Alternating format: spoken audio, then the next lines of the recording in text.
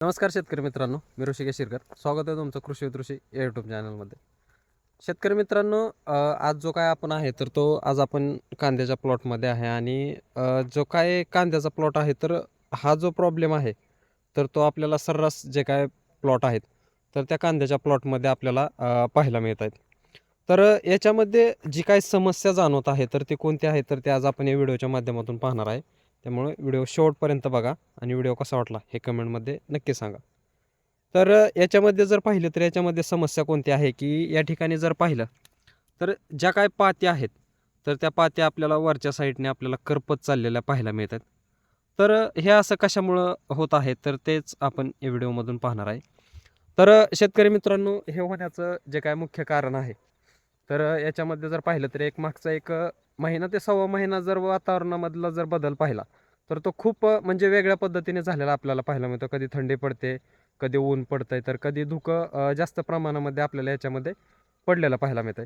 याच्यामुळं जो काही करप्या रोग आहे तर त्याचा प्रादुर्भाव आपल्याला ह्या कांद्याच्या प्लॉटवरती किंवा कांद्यावरती आपल्याला खूप झपाट्याने पाहायला मिळतोय की ज्या काही आपल्या पात्या आहेत तर त्या वरच्या साईडने आपल्याला हळूहळू करपत चाललेलं आपल्याला त्या ठिकाणी पाहायला मिळतात. शेतकरी मित्रांनो, बऱ्याच शेतकऱ्यांचे कांदा जे काय आहेत तर ते परिपक्व होण्याच्या झोनमध्ये आलेले आहेत आणि अशा वेळेस जर हा कर्करोग आला तर तो त्या ठिकाणी कांदा पोहोचला जाणार नाही आणि कांदा आपल्याला छोट्या साईजमध्येच आपल्याला त्या ठिकाणी मिळेल. त्यामुळे याच्यावरती कंट्रोल करणं खूप गरजेचं आहे. तर शेतकरी मित्रांनो, याच्यावरती कंट्रोल करत असताना आपल्याला काही बुरशीनाशके वापरायचे आहेत, फंगिसाइड्स वापरायचे आहेत. तर ते कोणते वापरायचे आहे आणि त्याचं प्रमाण किती वापरलं पाहिजे तर ते बघू. तर शेतकरी मित्रांनो, याच्यामध्ये वापरत असताना आपल्याला पहिलं जे आहे एस एफ कंपनीचं जे काय प्रायोराक्झर आहे तर ते वापरायचं आहे. त्याचाही जो काही करप्या आहे तर त्याच्यावरती खूप छान पद्धतीने रिझल्ट आपल्याला त्यामध्ये आलेला पाहायला मिळतो. त्याचं प्रमाण वापरत असताना 25 ml प्रति 15 लिटर पंपासाठी आपल्याला त्या ठिकाणी वापरायचं आहे.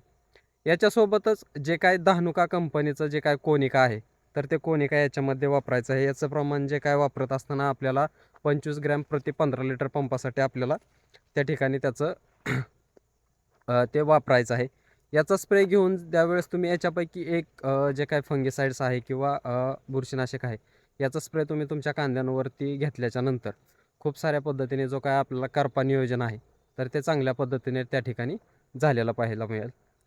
शेतकरी मित्रांनो, तुमच्याही कांद्याच्या प्लॉटवरती तुम्हाला करपा जाणवत आहे का? किती प्रमाणामध्ये आहे ते कमेंटमध्ये नक्की सांगा आणि जर व्हिडिओ आवडला असेल तर कमेंटमध्ये नक्की सांगा. धन्यवाद.